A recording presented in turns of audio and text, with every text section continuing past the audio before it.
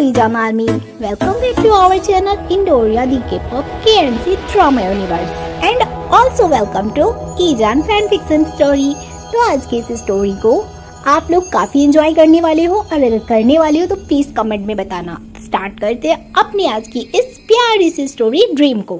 According to the fan fictional story name, story की starting भी होती है एक ड्रीम से जो हमारा मेन लीड वांग यिबो यानी जी सिंगकोंग देख रहा होता है। जिस्म से रूह तक है तुम्हारे निशान, बन गए तुम मेरी जिंदगी। जी सिंगकोंग को एक ही ड्रीम बार बार आता है और वो इस वजह से उस पर्सन की तलाश में निकल पड़ता है जिसे वो ड्रीम में देखता है। वो ऐसा सोचता है कि शायद वो पर्सन उसकी लाइफ से पास्ट में भी जुड़ा हुआ है और कहीं ना कहीं वो उसके फ्यूचर में भी है। कुछ कहो ना सुनो, पास मेरे रहो, ये इश्क की कैसी है ये गहराइयाँ,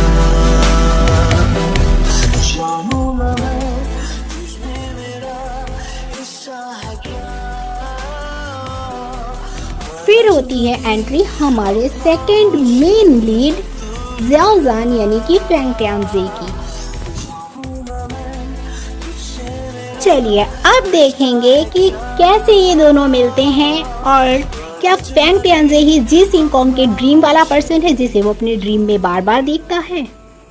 स्टोरी में तो सब कुछ मुमकिन है, तो हमारी इस स्टोरी में भी हमारे जी सिंगकोंग को अपने ड्रीम में दिख रहे पर्सन के जैसा बॉय उसे दिख जाता है, वो भी किसी गर्ल के साथ। और यहीं से उसे एहसास होता है कि शायद जिस इंसान को वो अपनी ड्रीम में देख रहा था ये वही है, और अगर ये वही है तो वो किसी और के साथ उसे देखकर कैसे हैप्पी हो सकता है, क्योंकि इन द ड्रीम वो उसका लवर है और इसीलिए वो किसी अदर गर्ल के साथ फैंग ट्यांजे को देखकर खुश नहीं होता। उसे काफी हर्ट होता है और वो उसे छुप छुप कर देखता भी है। खुदा तो दिख रहा होगा या दिल तुझसे जुदा होगा, तेरी तकदीर में मुझको वो अब तो लिख रहा होगा, तेरा ही बस होना चाहूं, तेरे दर्द में रोना चाहूं।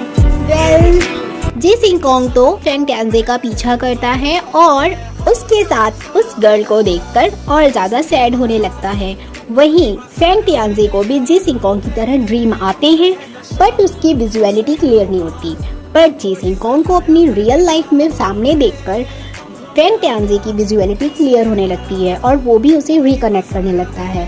अब हम देखेंगे कुछ दिन के बाद का सीन, जहां हम देखते हैं फैंग ट्यांजे अपनी ब्लाइंड डेट पर आया होता है और कोइंसिडेंस के साथ वो ब्लाइंड डेट एक आंटी टाइप के गर्ल के साथ होती है, जिसकी वजह से उसी रेस्टोरेंट में जी सिंगकोंग उसका पीछा करते हुए पहुंचा होता है। तो वो उसको देखकर काफ़ी मज़े ले रहा होता है और उसके बाद से जब वो देखता है कि वो गर्ल उसको कुछ ज़्यादा बुली करने लगी है फैंग ट्यांजे को, देन वो उसे बचाने के लिए एग्रेसिव हो जाता है। उसके बाद से हम देखते हैं कि फैंग ट्यांजे को कुछ खाने की वजह से वॉमिट होने लगती है।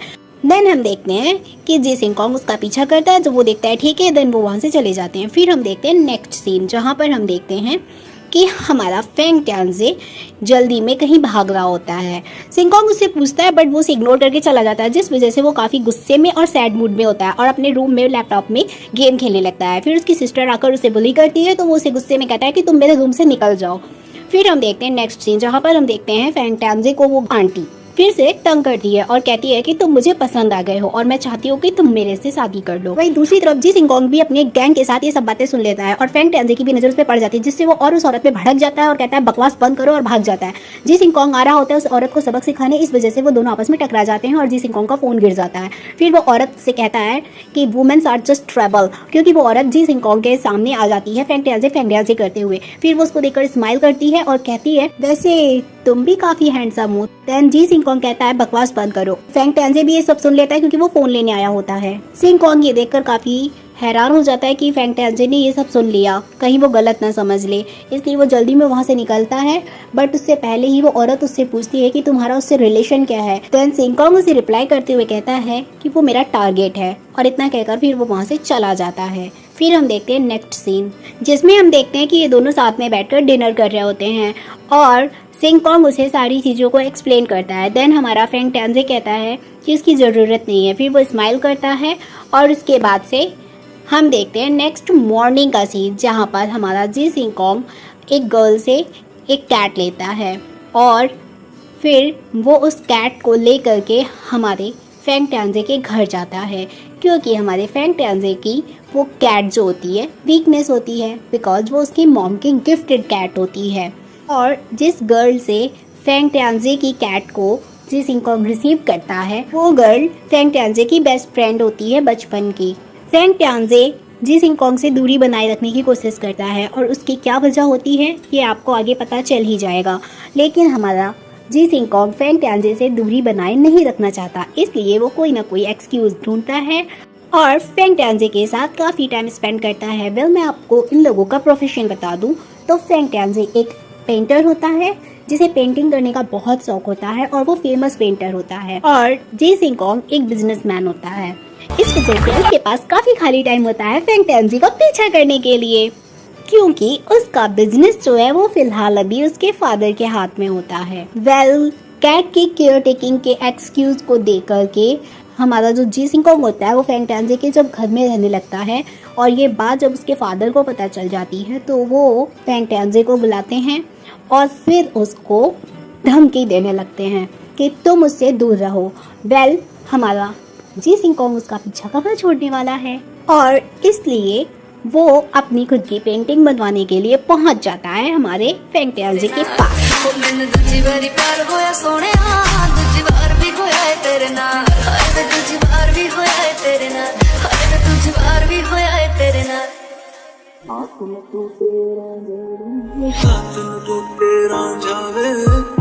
जी सिंगकोंग अपनी पेंटिंग के थ्रू बिजनेस को आगे बढ़ाता है, और वहीं दूसरी तरफ जी सिंगकोंग की पेंटिंग बनाते हुए हमारे फेंग टियानजे को भी अच्छा खासा फेम मिलने लगता है, और इस तरह से ये दोनों एक दूसरे के काफी क्लोज आ जाते हैं और अपनी फीलिंग्स को भी जाहिर कर देते हैं। और वहीं जो इन दोनों को ड्रीम आ रहे होते हैं, इन दोनों के साथ में आ जाने की वजह से इन दोनों को कुछ ड्रीम आने भी बंद हो जाते हैं।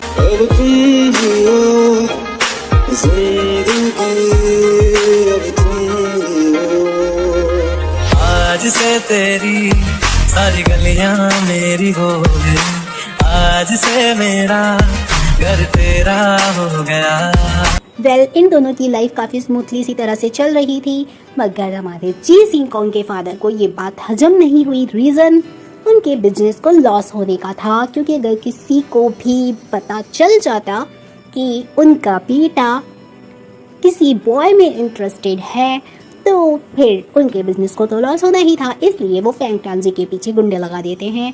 नाउ अब हम जानेंगे कि फेंग टियानजे आखिर क्यों जी सिंगकोंग से दूरी बनाए रखने की कोशिश करता था पहले, जो कि वो तो अब साथ में आया है ना, अपनी फीलिंग्स उसने अब जाहिर की हैं। तो अब हम जानेंगे कि आखिर क्या रीज़न था जिससे वो फेंग टियानजे जी सिंगकोंग से दूर रहता था। तो उसकी वजह थी उसकी चाची, जिसने उसे धमकी दी थी कि अगर वो जी सिंगकोंग से दूर नहीं रहा तो फिर वो उसको मार देगी, क्योंकि जी सिंगकोंग से वो अपनी बेटी की शादी कराने की बात करती थी, क्योंकि वो चाहती थी जी सिंगकोंग रिच है, अच्छा है, दिखने में भी खूबसूरत है, इसलिए वो अपनी बेटी की शादी उससे कराने के लिए हमारे फेंग टियानजे को धमकी देती थी, क्योंकि उसे ये बात पता चल चुकी थी कि हमारा जी सिंगकोंग फेंग टियानजे को लाइक कर रहा है। जी सिंगकोंग इस बात से बिल्कुल अनजान अपनी लाइफ एंजॉय कर रहा था और काफ़ी खुश हो रहा था कि जिसे वो पसंद करता है, जिसके वो ड्रीम देखा करता था बचपन से, वो अब उसके साथ है और काफ़ी खुश है। वो उससे शादी के भी सपने देखने लगा था, इसलिए उसने अपने पापा के बिजनेस को ना चुनकर खुद से पैसे अर्न करने के लिए एक रेस्टोरेंट में शेफ का काम करना चालू कर दिया था। मगर इस बात से अनजान कि जिससे वो शादी के सपने देख रहा है उसको उसके फादर के द्वारा टॉर्चर किया जा रहा है, उस पर प्रेशर बनाया जा रहा है कि वो उसे लीव कर दे। और वहीं दूसरी तरफ उसकी चाची भी उसे परेशान कर रही है और गुंडों को जी सिंगकोंग के पीछे लगा रखा है ताकि वो क्या कर रहा है, कहाँ जा रहा है, उसकी सारी इन्फॉर्मेशन उसे मिलती रहे।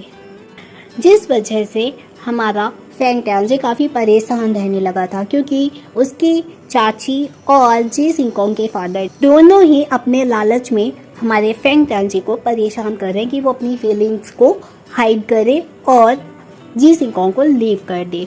जी सिंगकोंग के फादर ने फेंग टांजे को फिर से बुलाया था ये कहने के लिए कि वो जी सिंगकोंग को अपने घर से निकाल दे। जी सिंगकोंग के फादर से मिलने के बाद से फेंग टांजे रूम पर आता है, तब उसे पता चलता है कि उसके बिल्ली ने जी सिंगकोंग के हाथ पे स्क्रैच कर दिया है। फिर वो उस पे पट्टी करता है और एक रोमांटिक सीन होता है यहाँ पर क्रिएट, जिसे डिस्ट्रॉय करने के लिए हमारे फेंग टांजे के माइंड में उसकी चाची की बातें और जी सिंगकोंग के फादर की बातें रिपीट होती रहती हैं। लेकिन फिर भी जी सिंगकोंग के आगे और हमारे फेंग टांजे की फीलिंग्स के आगे उन लोगों का कोई जोर नहीं चलता।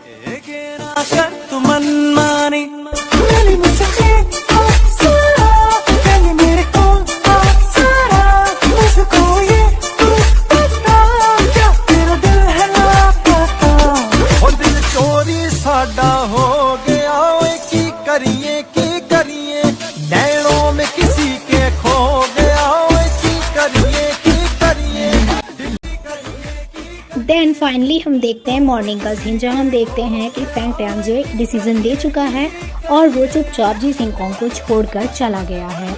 और फेंग टांजे के जाने के बाद से उसकी कैट एक पॉट को गिराती है, जिसकी आवाज़ से जी सिंगकोंग की नींद खुल जाती है। उसे पता चल जाता है कि फेंग टांजे चला गया, उसको बिना बताया। फिर वो उसको ढूंढता है, उसे कॉल लगाने की कोशिश करता है, बट फेंग टांजे उसे इग्नोर करता है।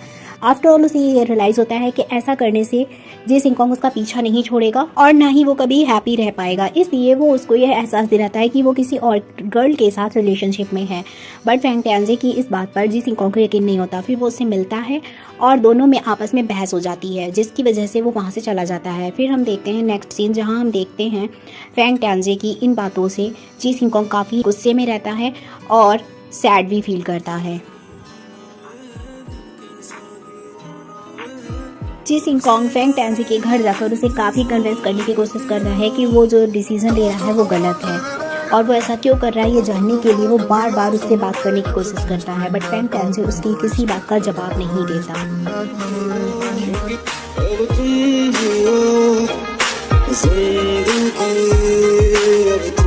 उसकी किसी भी सवाल का जवाब न मिलने की वजह से वो काफ़ी इरिटेट हो जाता है और गुस्से में वहाँ से भाग जाता है। फेंग टांजे ने ये डिसीजन मजबूरी में लिया होता है, जैसा कि आपको पता ही है। इसी वजह से वो भी काफ़ी सैड होता है, जिसकी वजह से उसकी फ्रेंड उसका मूड ठीक करने के लिए वहाँ रहती है। और नेक्स्ट मॉर्निंग जब जी सिंगकोंग उसे मनाने आता है तो वहाँ पर एक ऐसा इंसिडेंस हो जाता है जिसे देखकर जी सिंगकोंग को लगता है कि फेंग टांजे और उसकी दोस्त के बीच में एक रिलेशन है, और फिर वो वहाँ से गुस्से में चला जाता है।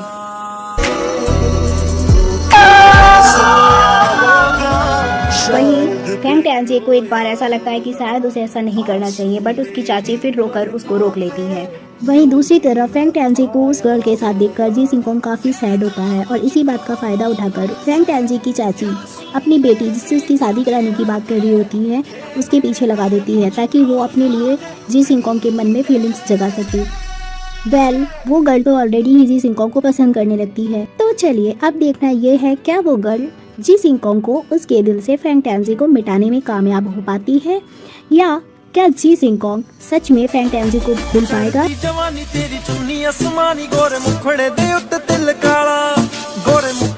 जी सिंगकोंग के दिल में अपनी जगह बनाने के लिए वो उससे क्लब में मिलती है, और वहीं जी सिंगकोंग इस चीज का फायदा उठाते हुए फेंग टांजे की चाची की बेटी यानी उसकी चचेरी बहन के साथ मिलता है, उससे बातें करता है और उसके साथ फ्लर्ट भी करता है ताकि फेंग टांजे जलस फील कर सके, और कहीं ना कहीं वो अपने इस मकसद में कामयाब भी होता है। वहीं दूसरी तरफ फेंग टांजे की चचेरी बहन को ऐसा फील होने लगता है कि शायद जी सिंगकोंग उसमें इंटरेस्टेड है, और इसलिए वो उसे किस करने की कोशिश करती है। फिर क्या जी सिंगकोंग उसे सब कुछ क्लियरिफाई करता है कि देखो ऐसा नहीं हो सकता, मैं तुम्हें इंटरेस्टेड नहीं हूँ and I don't love you, क्योंकि मुझे फेंग टांजे पसंद है और मैं उसे जलस फील कराने के लिए तुम्हारे साथ हूँ। जी सिंगकोंग की ये बात सुनकर उस गर्ल को काफ़ी हर्ट फील होता है, और वो इस चीज़ का बदला लेने के लिए अपनी मम्मा के साथ मिल करके एक बिजनेस पार्टी अरेंज करवाती है, और वहीं पर वो फेंग टांजे को भी इनवाइट करती है। जहां पर अनाउंसमेंट होने वाली होती है उन दोनों के एंगेजमेंट की। बट उससे पहले ही रास्ते में जी सिंग कॉन्ग फेंग टांजी को उस गर्ल के साथ देख लेता है, जिसे देखकर उसे काफ़ी गुस्सा आता है। और फिर क्या, वो फेंग टांजी का पीछा करता है और गुस्से में जाकर उससे बात करता है। तुम्हें आखिर मेरी फीलिंग क्यों समझ नहीं आ रही? तुम ऐसा क्यों कर रहे हो? कोई ना कोई वजह तो है, क्योंकि मैं इस बात से श्योर हूँ कि तुम उस गर्ल को पसंद नहीं करते हो, तुम मुझे पसंद करते हो।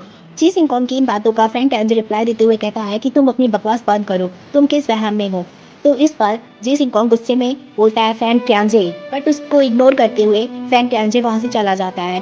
फिर क्या, हमारे जी सिंग कॉन्ग को गुस्सा आ जाता है। वो एग्रेसिव मोड में आकर के अपने ऑफिस में आकर सारी तोड़फोड़ करने लगता है। और वहीं दूसरी तरफ वो अपने बिजनेस को ज्वाइन करता है, क्योंकि अभी तक वो बिजनेस उसके फादर के हाथों में था। और वहीं उसकी मुलाकात होती है उस गर्ल की मदर के साथ। वहीं जी सिंग कॉन्ग को पता चलता है कि ये औरत उस गर्ल की मम्मी और फेंग टांजी की चाची है, जिससे कहीं ना कहीं जी सिंग कॉन्ग को इस बात का एहसास हो जाता है कि शायद फेंग टांजी उससे दूर इस गर्ल की वजह से ही हुआ है। और इस वजह से वो चुपचाप जो चीज़ हो रही होती है उसे एक्सेप्ट करते हुए चलने लगता है, ताकि वो सच का पता लगा सके। और फिर क्या, इन दोनों की सगाई फिक्स हो जाती है। वहीं दूसरी तरफ वो गर्ल जिससे उसकी सगाई फिक्स हुई होती है, वो अपनी मॉम से कहती है कि मॉम, वो फेंग टांजी को पसंद करता है, वो मुझे पसंद नहीं करता। तो उसकी मॉम कहती है कोई फर्क नहीं पड़ता, वो काफ़ी अमीर है और दिखने में सुंदर है, एक बार जब शादी हो जाएगी तो वो तुम्हें पसंद करने लगेगा। वहीं दूसरी तरफ जी सिंग कॉन्ग अपनी उलझनों में उलझा हुआ ड्रंक होकर सो जाता है और ड्रीम देखने लगता है। कुछ कहो ना सुनो, पास मेरे रहो, ये इश्क की कैसी है ये गहराइयाँ। तो चलिए अब चलते हैं हम थोड़ा सा पीछे, जहां हम जानने वाले हैं कि आखिर हमारे फेंग टांजी को कैसे याद आता है कि जी सिंग कॉन्ग उसके पिछले जन्म से जुड़ा हुआ है।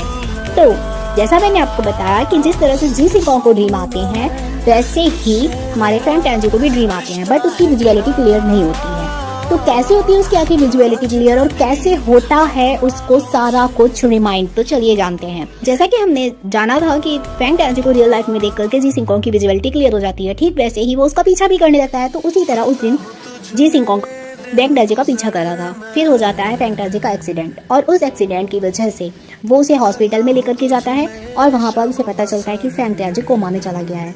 कोमा में रहने के दौरान उसे उसके साथ पिछले जन्म में जो भी घटनाएं घटित हुई थी वो सारी की सारी रिकॉल होने लगती हैं। और वहीं दूसरी तरफ हमारा जी सिंग कॉन्ग उसका बाहर वेट करता है कि कब उसे होश आए। और जब उसे होश आता है तो उसे इस चीज़ का एहसास हो जाता है कि जी सिंग कॉन्ग उसके साथ पहले से ही कनेक्टेड है। सुनकर तेरी ये दास्तां, दिल तेरे बिन तेरा सा है, तू धड़कनों का है सफर, कांटों भरा रास्ता, फूलों की है तूने गुजर।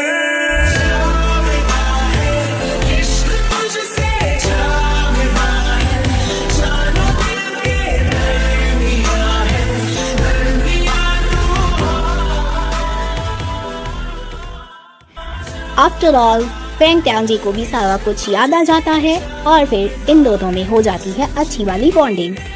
इन दोनों का हो जाता है एक दूसरे से मिलना स्टार्ट, और इस तरह से होता है इनका लव स्टार्ट। बाकी तो आपने देखा ही कि कैसे हमारा जी सिंग कॉन्ग जब तक फेंग टांजी को कुछ याद नहीं आया होता है उसका पीछा करता है और उसे सब कुछ याद दिलाने की कोशिश करता है। तो चलिए अब आते हैं स्टोरी में उस जगह पर वापस जहां हमारा जी सिंग कॉन्ग ड्रंक होकर सोया होता है, क्योंकि जी सिंग कॉन्ग ड्रंक होकर गया होता है फेंग टांजी के घर। जब फेंग टांजी रिटर्न आता है तो वो उसे उस कंडीशन में देखता है और पूछता है तुम यहाँ क्या कर रहे हो। उसके बाद से इन लोगों की होती है एक रोमांटिक नाइट स्पेंड, और फिर हम देखते हैं नेक्स्ट मॉर्निंग का सीन, जिसमें हमारा जी सिंग कॉन्ग काफ़ी हैप्पीली नहा रहा होता है, क्योंकि उसे इस बात का पता चल गया होता है कि जिसने फेंग टांजी का एक्सीडेंट किया था वो पकड़ा गया है। और ये सारा का सारा किया धरा होता है फेंग टांजी की चाची, क्योंकि उसी ने गुंडे लगाए होते हैं ताकि फेंग टांजी हट जाए रास्ते से और उसकी बेटी की शादी जी सिंग कॉन्ग के हो सके। और क्या, फिर इस चीज़ का बेनिफिट उठाकर जी सिंग कॉन्ग उस गर्ल के साथ अपनी एंगेजमेंट को तोड़ देता है। और उसके बाद से फिर वो फ्रैंक टैंजी को कॉल करता है ये बताने के लिए कि वो उसके पास आ रहा है और वो उसी से शादी करेगा। बट फ्रैंक टैंजी उसकी कॉल नहीं उठाता क्योंकि उसे इस बात का दुख होता है कि उसकी बहन की शादी उसकी वजह से टूट गई। और वहीं दूसरी तरफ फ्रैंक टैंजी की चाची जी सिंह का एक्सीडेंट करा देती है ये सोचकर कि अगर वो मेरी बेटी का नहीं हो सकता तो वो किसी का नहीं हो सकता। वहीं दूसरी तरफ उसकी बेटी जो कि जी सिंह को काफ़ी पसंद करती है उसे इस चीज़ का बहुत बुरा लगता है। वो अपनी मॉम से कहती है मॉम ये सब मत करो, मैं उसे खुश देखना चाहती हूँ। और वहीं दूसरी तरफ जब फ्रैंक टैंजी को इस बात का पता चलता है कि जी सिंह हॉस्पिटल में है तो फिर वो उसके पास दौड़ कर आता है और अपनी उस बात को रिग्रेट करता है कि क्यों उसने आखिर उसकी कॉल नहीं उठाई। देन कुछ देर के बाद से जब जी सिंह को होश आ जाता है तो फ्रैंक टैंजी उससे मिलता है और अपनी की हुई हरकतों के लिए उसे सॉरी बोलता है। फिर ये दोनों हॉस्पिटल से डिस्चार्ज होकर के घर आते हैं और अपनी लाइफ में हुई कितनी सारी प्रॉब्लम्स और हलचल की वजह से रिलैक्स होने के लिए एक ट्रिप प्लान करते हैं क्योंकि इतनी मुश्किलों के बाद से इनकी लाइफ से प्रॉब्लम सॉर्ट आउट हुई थी और इसलिए ये दोनों डेट पर जाते हैं और सीरियल ऑन होती है इन दोनों की मैरिज की डेट पे।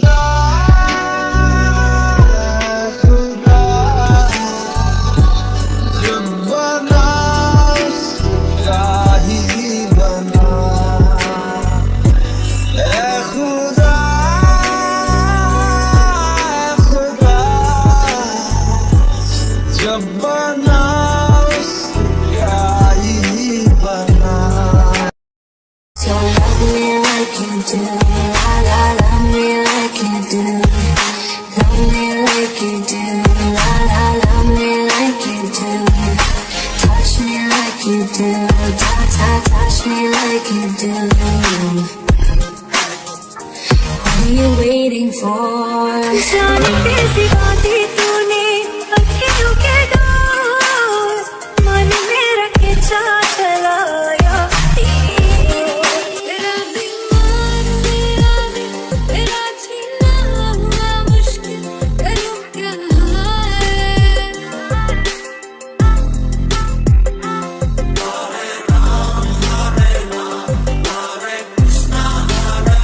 और इस तरह होती है हमारे ड्रीम की हैप्पी एंडिंग। आई होप आपको मेरी इमेजिनरी स्टोरी पसंद आई हो। अगर पसंद आई हो तो लाइक एंड सब्सक्राइब करना ना भूलें और कमेंट में बताएं आपको कैसी लगी। है।